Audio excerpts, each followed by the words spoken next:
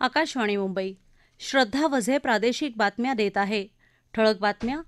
वस्तू आणि सेवा कराच्या नवीन दरांची उद्यापासून अंमलबजावणी. प्रधानमंत्री नरेंद्र मोदी आज संध्याकाळी 5 वाजता राष्ट्राला संबोधित करणार. सायबर सुरक्षेबरोबरच अंमली पदार्थ संदर्भातल्या गुन्ह्यांप्रकरणी राज्य शासनाचं झिरो टॉलरन्स धोरण असल्याचं मुख्यमंत्र्यांचं प्रतिपादन. आणि शारदीय नवरात्रोत्सवानिमित्त राज्यात जय्यत तयारी. जीएसटी अर्थात वस्तू आणि सेवा कर रचनेत सुधारणा करण्याचा केंद्र सरकारचा निर्णय उद्यापासून लागू होणार आहे.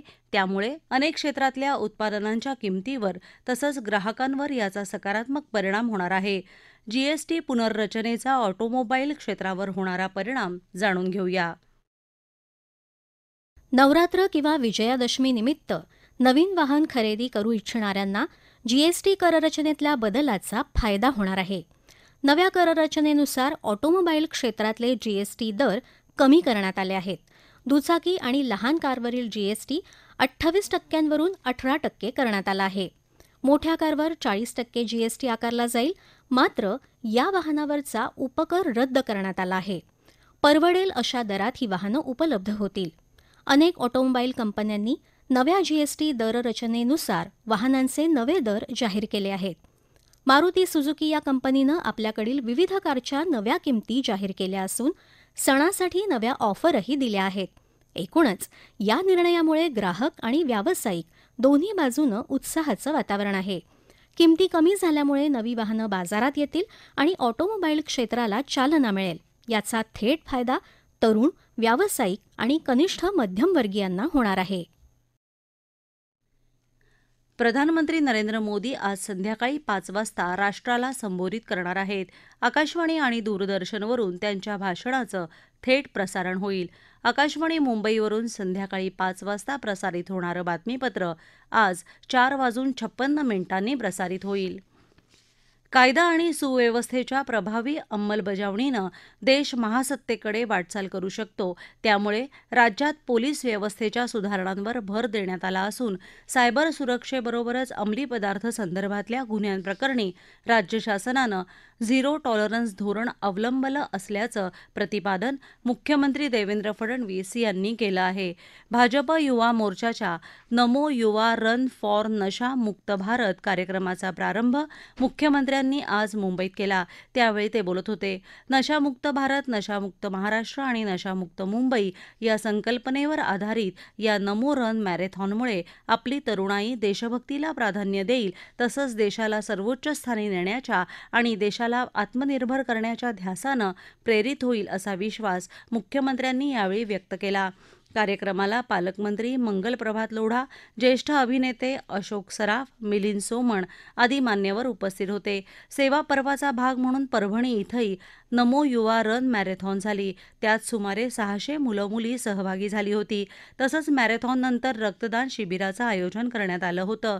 प्रधानमंत्री नरेंद्र मोदी यांच्या 75व्या वाढदिवसानिमित्तानं सुरू करण्यात आलेल्या सेवा पर्व अंतर्गत नमो युवा रन हा उपक्रम देशभरात विविध ठिकाणी राबवला जात आहे. नवी दिल्लीमध्ये केंद्रीय जलशक्ती राज्यमंत्री राजभूषण चौधरी आणि भाजप खासदार मनोज तिवारी यांनी आज नवी दिल्ली इथं नमो युवा रन कार्यक्रमाला हिरवा झेंडा दाखवला.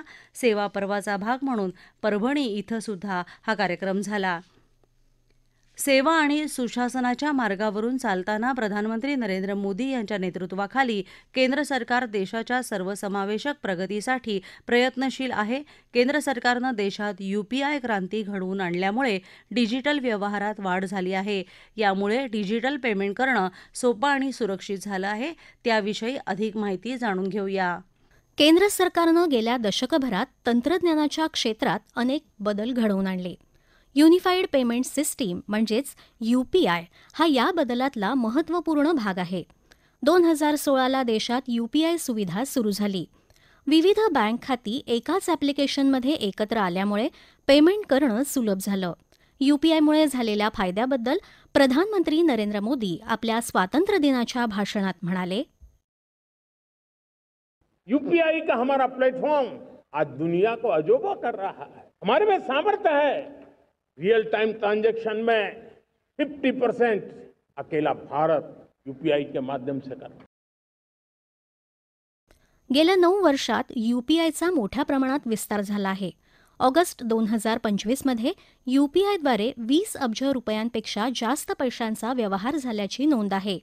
यूपीआयमुळे मोठ्या व्यापाऱ्यांपासून छोट्या विक्रेत्यांपर्यंत सगळ्यांनाच फायदा झाला आहे. यूपीआयचा विस्तार आता देशासह आंतरराष्ट्रीय पातळीवरही झाला आहे. संयुक्त अरब अमिराती, भूतान, बांगलादेश, श्रीलंका, मॉरिशस, फ्रान्स यांसारख्या देशातही आता यूपीआयचा वापर होत आहे.